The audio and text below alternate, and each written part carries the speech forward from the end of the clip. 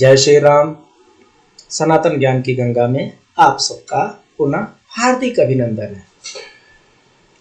ज्योतिष की जानकारी के पाठ्यक्रम में हम लोग पहला भाव, दूसरा भाव, तीसरा भाव, चौथा भाव, पांचवा भाव, सिक्स्थ हाउस पढ़ चुके हैं। अब हम सेवेंथ हाउस के बारे में जानते हैं, सातवें भाव के बारे में जानते हैं। सातवें भाव को मैं पहले ही आपको बता चुका है, ये भाव एंटी क्लॉकवाइज शुरू होता है। दिस इज क्लॉकवाइज, ये क्लॉकवाइज हो गया, एंटी क्लॉकवाइज होता है। प्रथम भाव, द्वितीय भाव, तृतीय भाव, चतुर्थ भाव, पंचम भाव, षष्ठम भाव, सप्तम भाव। आज हम सप्तम भाव पढ़ेंगे। और सप्तम भाव में जैसा कि यहाँ पर लिखा हुआ है, ये जया भाव होता है। जया मतलब दंपति, पति पत्नी भाव।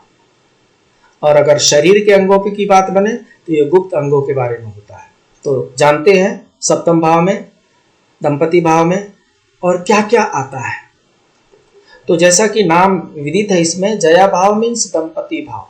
सो सप्तम भाव से हम ये देखते हैं कि इस जातक का विवाह होगा या नहीं होगा, जल्दी होगा, समय से होगा, देर से होगा, नहीं होगा। विवाह के उपरांत जो पति पत्नी का जीवन होगा, मधुर होगा, कटु होगा, जैसे तैसे होगा, अलगाव होगा, सेपरेशन हो जाएगा, डिवोर्स हो जाएगा, या खूब बढ़िया से जोड़ी चलती रहेगी। इन सब के बारे में हम सप्तम भाव से पता करते हैं। ये जो विवाह का भाव जब हम समझते हैं ना, तो इसमें हमें क्या करना है, ये ध्यान देना है कि अगर प्रथम भाव में राहु है तो सप्तम भाव में केतु होगा। और अगर सप्तम भाव में केतु है तो केतु अलगाव पैदा करते हैं। अगर केतु की पोटेंसी, उनकी डिग्री अगर हाई हो गई तो सप्तम भाव में, जिस भी जातक के सप्तम भाव में केतु है और पावरफुल है, तो या तो विवाह देर से होगा, नहीं तो वो जातक ही टालते जाएगा, नहीं तो उसके घर वाले टालते जाएंगे, और कुछ समय के बाद उसको कोई पूछने वाला भी नहीं मिलेगा। कुछ समय के बाद से वो बैरागी भी हो जाएगा। तो जिनके भी सप्तम भाव में केतु हैं, उनको थोड़ा संभल के चलना चाहिए। अगर सप्तम भाव में केतु है, अगर शादी ब्याह के कुछ आ रहे हैं रिश्ते, कर डालिए। थोड़े बहुत खट्टे मीठे के साथ जीवन निकल जाएंगे। कुछ समय लड़के ने टाल दिया और कुछ समय गार्जियन ने टाल दिया, उसके बाद से कोई रिश्ते नहीं आते। केतु का यहाँ पर अलगाव होता है, सेपरेशन होता है। कई बार ऐसा भी होता है कि शादी ब्याह हो भी जाता है, तब भी दोनों को इतनी कटुता हो जाती है कि दोनों को अलग अलग रहना पड़ जाता है। इसलिए आप अपनी कुंडली एक बार चेक कीजिए और चेक करके देखिए क्या आपके प्रथम भाव में राहु है। अगर प्रथम भाव में राहु है तो उनके 180 डिग्री में सप्तम भाव में केतु को होना ही है। अगर राहु प्रथम भाव में और केतु सप्तम भाव में है तो अब उनकी पोटेंसी आपको चेक करना है, डिग्री चेक करना है कि किस डिग्री में है वो, और उसके अनुसार आप अपने दंपति जीवन के बारे में निर्णय कर सकते हैं।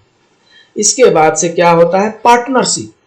ये जो शादी विवाह जो है ना, एक जीवन का पार्टनरशिप है, साझेदारी है। तो उसी तरीके से चाहे ये विवाह शादी में साझेदारी हो या किसी बिजनेस में साझेदारी हो, ये दोनों चीजें सप्तम भाव से ही देखी जाती है। सप्तम भाव अगर कमजोर है तो जातक को सलाह दिया जाता है कि वो पार्टनरशिप में कोई कार्य अवॉइड करे, ना करे। पार्टनरशिप जमता नहीं है, बाद में जाकर के उसमें प्रॉब्लम हो जाता है। इसके बाद से इसमें क्या देखते हैं, प्रत्यक्ष शत्रु को। जब हम पिछली क्लास देख रहे थे, सिक्स्थ हाउस देख रहे थे, षष्ठ भाव में परोक्ष शत्रु को देखते हैं और सप्तम भाव में प्रत्यक्ष शत्रु को देखते हैं। प्रत्यक्ष शत्रु है क्या है, तो कितना मजबूत है, उसका जातक पर प्रभाव पड़ेगा या जातक उसको श्रमित करने में सफल हो जाएगा।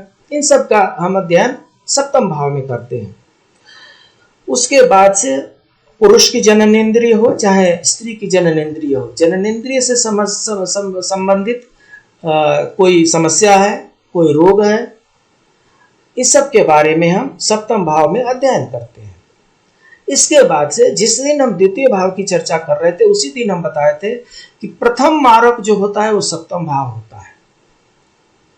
मारक मतलब मारने की क्षमता रखने वाला, हो सकता है कि मृत्यु ना आए, मृत्यु तुल्य कष्ट देने वाला जो क्षमता होता है वो सप्तम भाव के स्वामी के पास होता है। सप्तम भाव का स्वामी जब जब आएगा तो एक मृत्यु तुल्य कष्ट देने का प्रयास करेगा। अगर ये सफल नहीं हो पाता तो द्वितीय भाव का स्वामी जो है वो मारक का काम करेगा। अगर ये भी सफल नहीं हो पाता तब तीसरे भाव उसमें जागृत होते हैं, उसकी चर्चा हम आगे करेंगे। तो इस तरीके से ज्योतिष में सप्तम भाव का बहुत महत्व है।